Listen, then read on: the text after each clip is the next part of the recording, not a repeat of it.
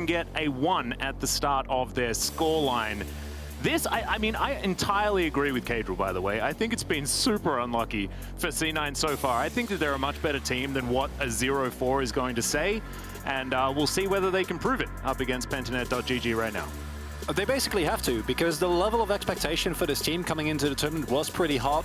And as you said, I saw the Damwon game, and I was fairly certain that was going to be a straight-up, easy-peasy win for them. And there's been multiple of those, right? And you got to imagine at some point, their luck's got to turn around. And of course, it's not luck. Of course, it's all these elements that were really dove into expertly by the desk. Yeah. And for this draft, I'm going to agree with them. I just want to see something comfortable here for C9. I want to see a draft. Sure, pick up the Udyr, early power coming through here for Blabber.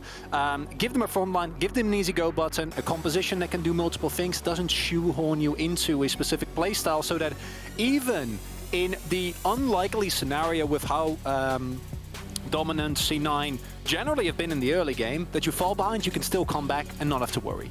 Well, let's see how it does go, as we are very well and truly into this pick and ban. Already the Gnar, Varus, and Thresh banned away on the blue side by C9, and we've got Lucian, Lee Sin, and Renekton taken off the board. The answer, of course, will be the Udyr, who has pulled ahead of the other powerhouse junglers in the Rumble and the Morgana. That one's going to be locked in first up. The center here next for C9 is something that we saw them fall prey to in the hands of Damwon Kia yesterday.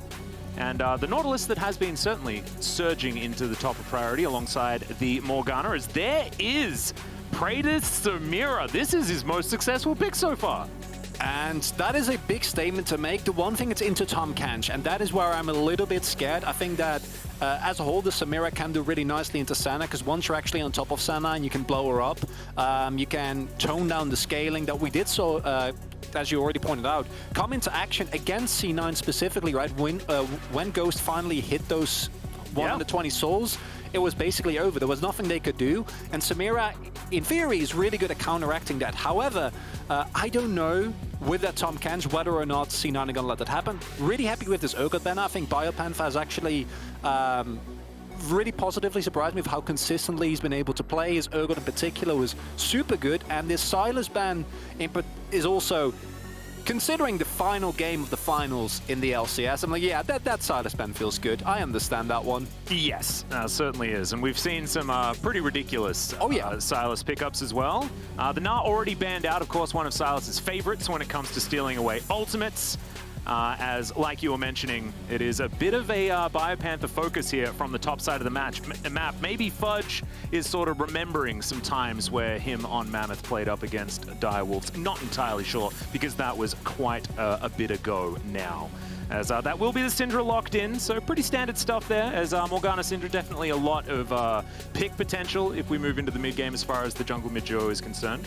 This is setting up for a better situation for Pabu than we've seen in the past, where there is a lot more prio already on the map, right? The Samira Nautilus has a lot of early game power. The Syndra, we have seen many a team prioritize that. It's fallen off a little bit already. Of course, we still see it a lot because Showmaker loves it. Yes. But it can still, against basically any pick, if you play it well, get early prio, and that should get Pabu in a better position, because he's had some, we talk about unlucky for C9. Pabu also had not had the greatest moments, you know. I think at the game against DK, where his entire jungle basically got taken, and then he also tried to counter-invade, and it went very, very wrong. It certainly did birth some fantastic memes, though, about Pabu not heading towards enemy blue buffs, which is a lot of fun. Yorick is going to be locked in. We forgot about Yorick, Maury, but he's back again. And Biopanther is going to be taking that one into the Jace. Now, Yorick's been, he went through a bunch of different nerfs and buffs and all sorts of crazy stuff. Where did he land, Chronicler? Do you have any Yorick dark technology that you've figured out? I wanted to talk about the Zoe Jace, because that's a combo that I really like. The C9 composition is it is execution heavy, but the Yorick here is really interesting. I kind of would have expected PGG to go with a continuation of what they've had so far, which is just a lot of early game power, a lot of team fighting. However, I have heard that from a very, very reliable source, which is just a Yorick one-trick that was very high up in the US ladder. And you need to kind of one-trick Yorick, right? Because it's such a unique and it's a weird champion. has an incredible matchup into Jace. Like, once you get some levels, in general, Yorick in a 1v1 is an absolute nightmare. And it's something that we haven't seen in competitive for so long because of how strong the Drakes are, right? And I think it's a big risk, but I'm all there for Pantana taking big risks because I think that we saw it do them against RNG, where they went for the lane swap, and sure, it didn't work out in the end. It didn't get them the win, but it got them an early lead. It allowed them to play at their game, and this Yorick might just do the same thing. I'm incredibly excited. I've been a massive fan of Yorick throughout my entire League of Legends career. I admit it was largely when he'd just drop ghouls on people. That is no longer the case, really. But with all of the changes that have happened over the past couple of patches, it is going to be very interesting to see how that matchup has evolved. Of course, Graves everywhere towards the top side of the map as Praedyth already under a little bit of fire here as Vulcan and Sven just moving on forward. Praedyth will be okay, but softened up for the moment as C9 patrolling over a ward, but will get the initial aggression out. And that's the value of the Glacial Augment. Deco needs to be a little bit careful, but he can get away there. And yeah, once you hit your first auto attack on the Senna, more will follow, as we saw there. However, not the end of the world. Praedyth can just go back, and that will be the end of that. I want to see a lot of attention being paid towards his top side, though, because I do imagine that a Biopanther on the Yorick, one of his most definite weak spots is in the early game, he's super susceptible to ganks, right? He doesn't really have any way of getting out of them unless he can somehow trap both Fudge and Blabber in a cage and run away. Like that's not the greatest evade strategy, I personally say, though. And as a whole, I can't wait to see this. I just love seeing new picks, and we have not seen a Yorick in competitive in a very long time. It has certainly been a while. I liken Yorick's playstyle very similar to that of an Alawi, which we have, you know, in the past had a lot of Alawi players as LCK people. However, even that, with Ixu leaving the league, has come to an end. So this is really cool. Sort of the dedicated split push, pulls out the Maiden, who we used to very affectionately call Julia.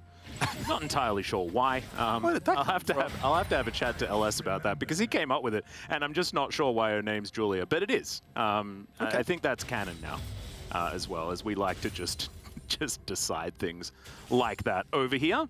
So far, though, I mean, of course, Biopanther is going to struggle in the fact that it is ranged versus melee for the majority of the time into a chase, but he's going to happily pick up this wave underneath the turret.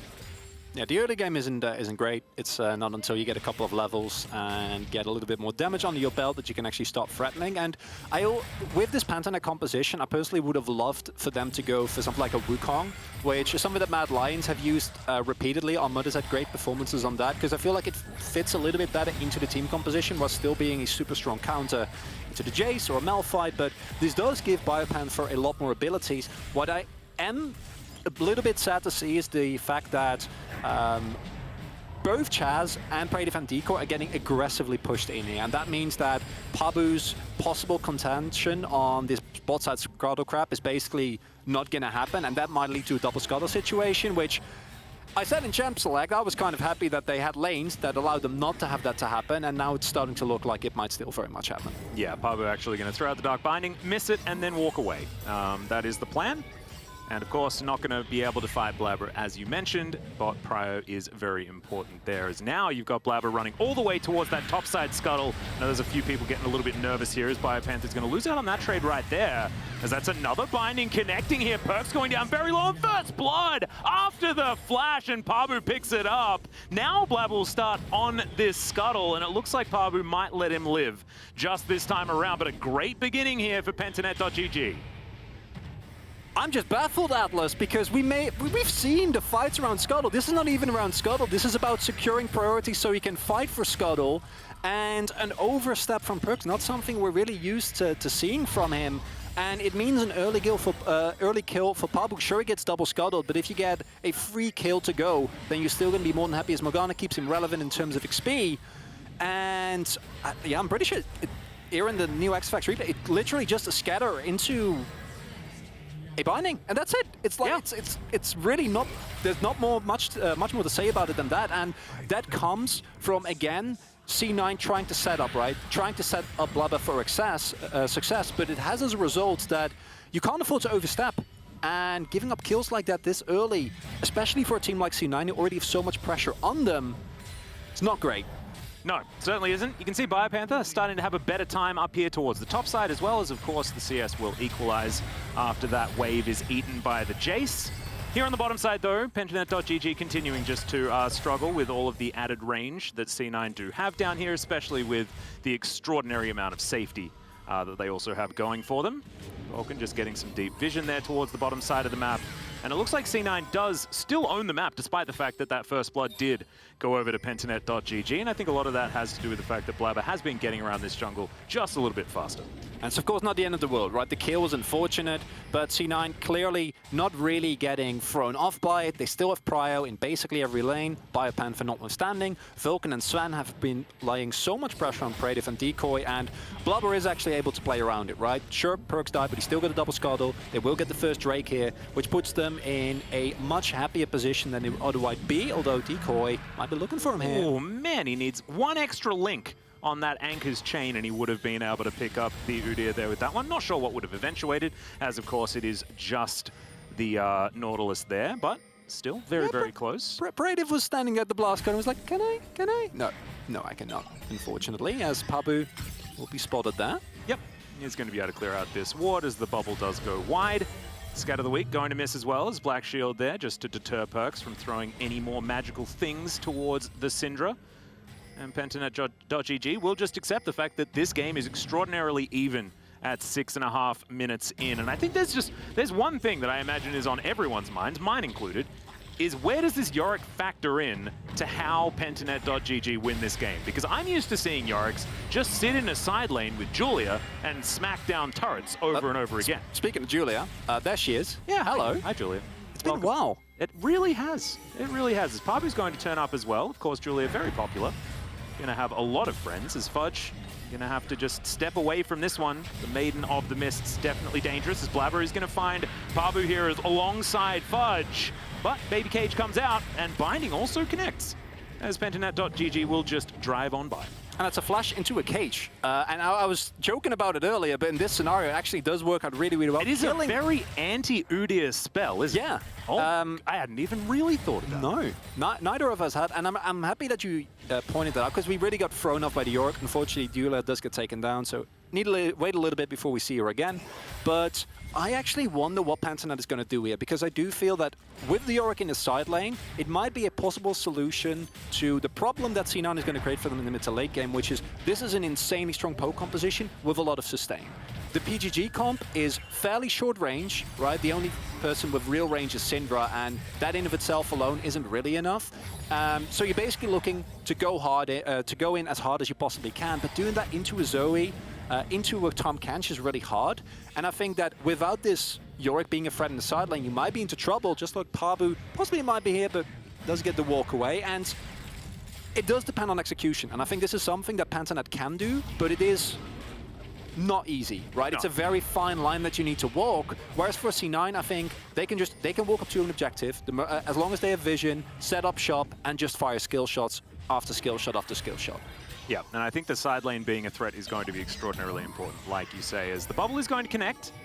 Chaz just going to have a little bit of a snooze here, but Perks is going to let him, as the sphere is going to come down. Actually, a pretty nice scatter of the week there to guarantee the stun and some extra damage, as there's the Dark Procession once again by Panther. Not going to be able to trap Fudge, as he can just head towards the skies, and will be okay for the moment. But you can see the Yorick having a much better time as the game goes on.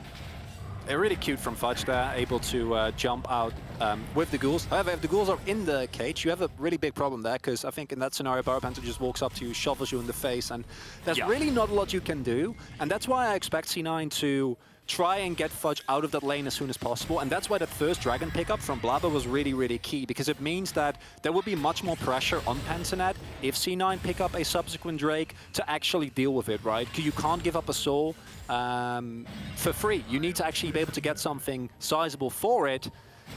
Wasn't there a superhero called the Shoveler? I actually don't know, and generally I'm fairly up to date on superheroes. I don't know whether it's like, you know, one of the classics, but I think there was an old superhero called the Shoveler. Oh, okay. Oh, you learn something every day. Yeah, if you guys know, if you could pop over onto Twitter and let me know, that would be absolutely fantastic. We could possibly update next time Yorick is played, so maybe never, not entirely sure. As Biopanther up, yeah, exactly. Maybe Biopanther just shows how completely busted this champion is there's a hook connecting onto Vulcan, and not a lot of eventuating, as is basically what happens in this situation. As, oh, another beautifully placed Dark Procession. Basically, Uda has the worst time ever trying to get through this Yorick, because he just puts walls up. Oh my goodness. I said it as a joke, but starting, like, this is the second time this has happened, and now I'm just starting to wonder, like, is this actually, is this just a hidden tech against the Ude pick? Like, have we finally found it after he's been nerfed time and time again? It could be the case. I think the problem with Biopanther is going to become, or with the Yorick pick rather, is going to be a lot more apparent once you get into team fights, right? Because now we're still in the laning phase. Yes. As mentioned before, Sven and Vulcan have been impeccable with applying this pressure on bot side. Either due to the top side pressure, it's still relatively even, but I think once the actual team fights break out, I want to see how they use it, because Biopanther just teleported to the top side, right? Like, he's very clear. He's not leaving this lane. Like, he's not going anywhere. He's and I don't think goal. he should. I 100% think agree. that, like, if Yorick's going to be effective, then you need to play the one-man army game, and I guess it's not a one-man army. It's Biopanther up there with Julia, but still, that's how they're going to be able to win this one out. And as whether Pentanet.gg can actually weather all of the poke, all of the siege that C9 has available, not to mention the fact that they're picking up Drake after Drake after Drake as well. As our soul will, of course, be a Cloud. It's my birthday. Even on your birthday. I need Cloud Souls for my birthday. Everyone knows that they're my favorite. And that is what's going to happen here. Of course, if C9 grab it, they only need to go through one Drake that doesn't feel super great before they get the soul, which feels actually pretty amazing, as Azael, of course, taught us yesterday, which is fantastic. As the Dark Binding is going to miss, but still a decent amount of CC as Pabu chasing after Vulcan. There's the Grey Health pop down to about 400 as the S rank is a little bit too late, and the Dawning Shadow comes down, and that's going to keep Vulcan alive. C9, that's exactly what this lane is designed for, and now Blabber's going to come in, and they're going to try and turn on the aggression. The anchor is going to go wide as now Praetor's trying to get some damage down. Decoy with the Black Shield, and now the teleport to come forward. Chaz looking to try and turn up. Can he land the spears is the question. Vulcan is the target, and they do manage to pick it up after finally one of these anchors lands, but now Perks comes in, and it's a shooting gallery for C9. Exhaust comes through. Blabber picks up the first one. Praetor's still dashing around, though, trying to get more. Another hook is going to connect. Perks might be going to 0-2, but no, able to get himself around, has himself the stopwatch as well, as Chaz, desperate for it, waits for him to come back, and he does manage to pick up the kill, but now Sven picking up so much in this bot lane fight. It's a fiesta, but it's fun, and C9 walk away ahead. What a bloodbath in the bot lane here from C9. It starts out as just a Pentanet play, but it devolves into something much more than that here. Atlas, I'm going to be honest, I'm going to need to check the replay to see who actually gets the better end of this, because I'm not entirely sure. All summoners get focused or get used here by Vulcan and Sven, and that in itself is a big win for Pentanet. However, they smell an opportunity here. The teleport comes in, which means that Chaz does have pride on the play. Perks, however, had already been roaming at this point, right? And that's why Pentanet recognized, okay, we actually need to get out of it. We know that the Zoe is coming. But then the subsequent execution here from either team on this skirmish is beautiful. Praetor here able to block the Paddle Star, the hook on top of Perks, which means that in the end he will go down. And I agree with you. I think you benefit from the C9 by forcing out so much more from Pentanet. But it's not a very one-sided trade. Both teams walk away with something here. Yeah, I mean, to be perfectly honest, I just read the difference in what the numbers said at the top of the screen. That's what led me to the conclusion. So certainly C9 picking up the extra kill in the trade certainly feels good. However, like you say, certainly some positives here, especially with the fact that Perks is sitting at 0-2, and he is someone that C9 have leaned on all year long. And we'll see whether he's going to be able to pull himself back. Of course, Zoe's still going to be able to do Zoe things, but you're just not going to quite have the one-shot paddle stars, things like that. Anemic Zoes are very difficult to play out in the mid-game, which should be your playground, right?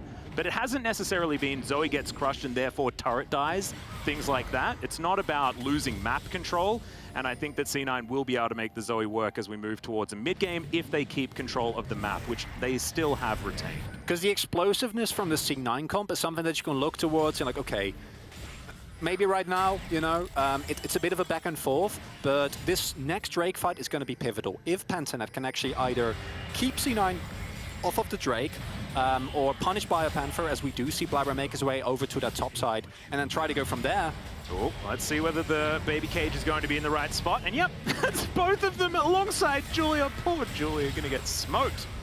And okay, that's going to be BioPanther making it out, but one of his biggest tools not going to be there to smack down that turret. And Sven and Vulcan are the heroes here yet again, because just the fact that they are able to continuously have pressure means that now the vision will finally get swept up. But you saw how long Praetiv and Deco had to wait there. Praetiv might still get caught. Yeah, Root is going to connect Decoy, trying to keep him alive. The extra bit of CC working out as well as Vulcan. I mean, this Grey health still there, and there's the Dawning Shadow from Sven to pick up the kill onto Decoy.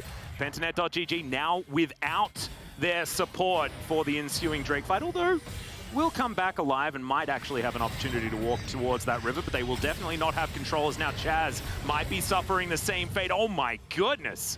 The shock blast damage. Chaz lucky to have his life, but he'll have to spend some time on the fountain, and more concessions being made here by Pentanet.gg around this map. And here we see the power of C9. They know how to play with these poke champions, right? Like, sure, as you said, Perks in the early game didn't find the kills he really needed to, but in these scenarios, just him and Fudge being there together, throwing out skill shots continuously, make it so much harder to get anything done. They got the turret before Shelly even got the chance to get the first charge in. Will do so now. Yeah. And as a whole, as long as C9 win this fight, which looking good, Praetiv might get caught here. Yeah, that's a very fast Blabber making his way back down towards this bottom side as, oh, special delivery. And that's an easy one for Sven. BioPanther's getting the heck out of here. He's like, why did I leave my top lane? It's not what we want. Scatter the weak, not going to find anyone. No one on C9 weak enough for that ability, apparently, as Blabber will find Chaz. He's going to hit the Death Chamber, as Yorick is going to trudge his way back towards top lane. Now we see the problem with Pentanet's composition. I love that BioPanther tries to help his teammate, but he's a Yorick. That's not really what the champion does. Yeah, please no. He comes in, and it's a bit of a lose-lose situation, because as Pentanet, you also know, if Yorick doesn't teleport there, Praetiv just dies, and then the Drake gets given up, right? So they know that they need to try and do something here. Might look for another pick on Perks, though. Yeah, potentially. We'll see whether Decoy can make it on down. Death Charge after the flash is going to come on forward. Now Perks seeing who he wants to exhaust, but it looks like the chances are not going to be there. Just too much CC with the good old Morgana Nautilus combo, and nowhere that Perks could go. Just a little bit too overextended. What is happening, though, is that C9, as mentioned previously, even though they're giving up kills left and right, it doesn't really impact the larger state of the game. Sven is getting ridiculously bad. Yeah. Absolutely. And here's what we saw earlier. I think that I understand the Pentanet call to try and contest it, because if you lose Praetiv here, it's 100% gone on the Drake. But BioPanther, look at his health bar, right? Look at his mana bar, and he's a Yorick. All those factors should be enough sign for them to say, listen, we can't do this. We need to just back off here and let them have it, because at this point in time, they've already got it anyway. No use or need for us to give up more kills.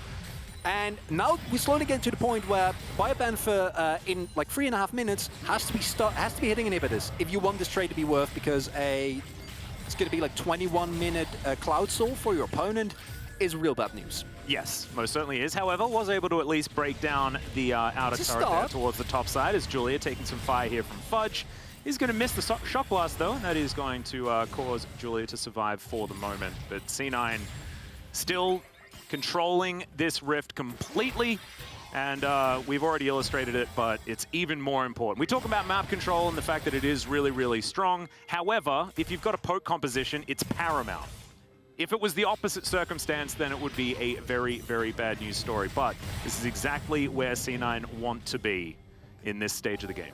And you have one of the best hard counters to a possible solution to poke is hard engage, right? You don't really have a flanking champion. If BioPanther was a Gnar, you know, you can look for the flank, you can find the backline axes and throw in the whole team. Yep. But what you're trying to do now is have Deco run forward, try and hook someone, but Vulcan is just always there. He's not going to let everyone die on his team, and there is so much damage available that as long as someone stays alive, they have a problem. Well, man towards the top lane here. Yeah, Decoy underneath the turret now, Fudge. Oh, it's another shooting gallery, and Decoy is going to be on the wrong end of it. Perks still looking for even more, but it looks like Chaz and Pabu will be able to make their way out. Once again, Praetiv on the wrong side of this one, as he's just going to try and scoot his way out. Will do so successfully, as we can see, but there are not a lot of turrets available, as Praetiv's going to Blade Whirl and Flash, and that is going to get him to safety. Yeah, I think the Blade Wall would have been enough for the Zoe bubble, but Tom Kench would have definitely gotten onto you, and if that happens, you are still very dead. Better safe than sorry is the thought here, but slowly Pentanet are losing control of this game, and don't forget this is a must-win for C9 here. Oh no, there's a lot of sleepiness going on here as another Dawning Shadow flies on forward. Pentanet.gg underneath their own turret will be taken down. Chaz falls as well, and now C9 will be able to take this turret if they would like to. However, have a look at Yorick. It's getting to work on the bottom side.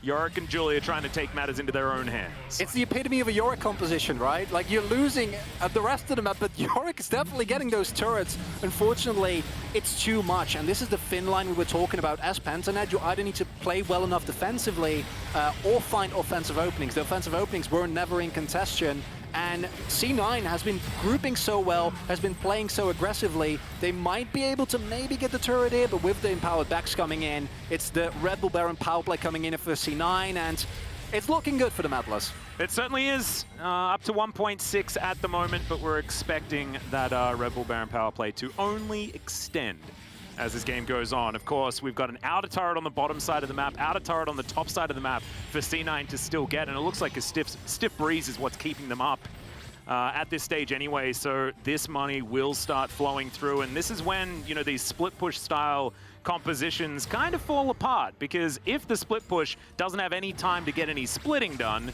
without losing your Nexus, that's when you can fall into problems, especially against a composition that sieges so well, like what C9 have put together. As Chaz is going to take his blue buff. That is... Oh, was it? Yep. Yes, he did. He got it. Thought that might have been stolen away from Perks, as Vulcan does have to flash. He's going to keep himself alive, and C9 continuing to move on forward. Pentanet.gg not going quietly into the night. As you can see, pushing out this mid lane. Not actually able to get too much, and you can see Fudge still getting work done there towards the bottom side of the map. He'll be able to grab that inner turret. That's going to be the second one after we did talk about the amount of turrets that they had available to them. As, oh dear, Praedyth discovered once again just having a bit of a tour of the river when he didn't really want to. And we talk about the split pushing from Biobenefit, but Fudge himself is doing an expert job here as well. I do love that 000 KDA, that is Yorick special, you know, that is what beautiful. You want to see. And I'm joking, but that is what the champion is designed to do. However, it feels like at this point in the game, Pentanet didn't hit the timing. They lost too much pressure on the rest of the map due to the really strong priority that C9 have had. Blabber with a great game on the Uda here, picking up basically every objective that you could dream of.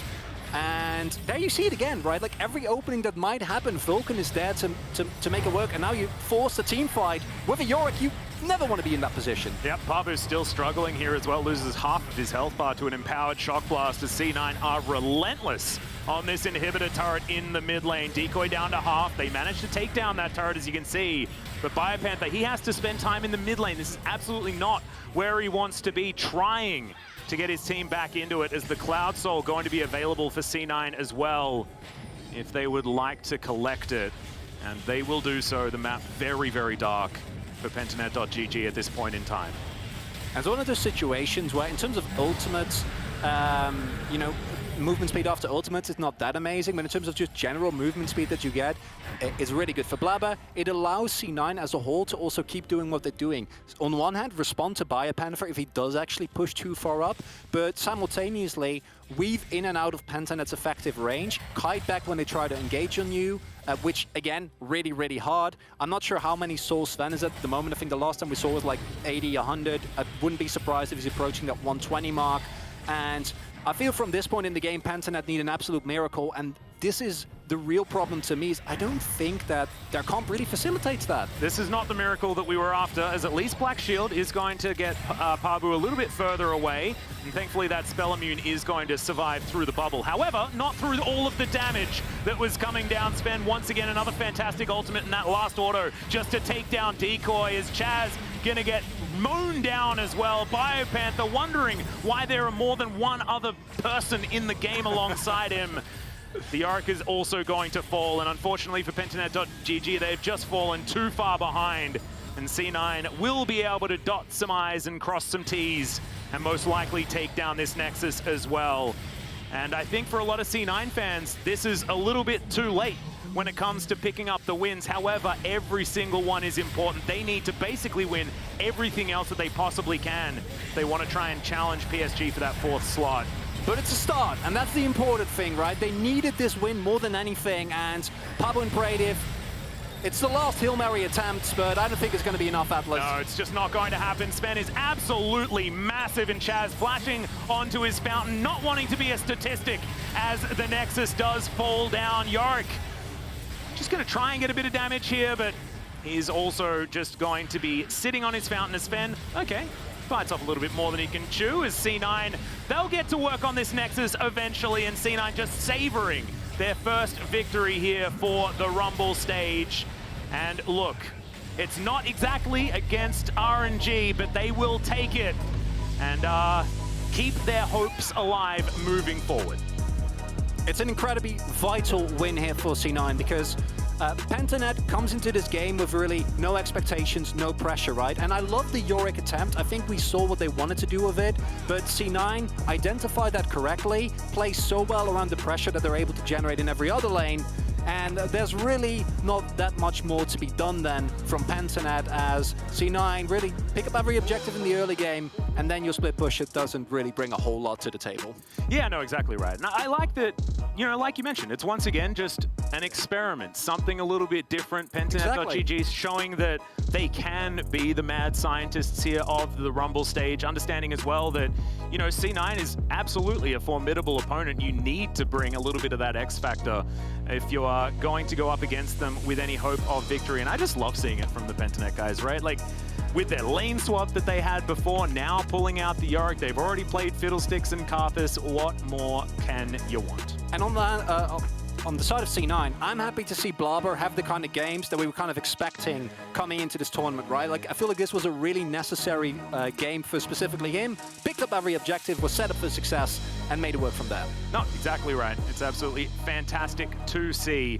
But we'll soon see PSG and RNG in action, and you can check out their anthems and the rest of the teams competing at MSI on the official LOL playlist on Spotify.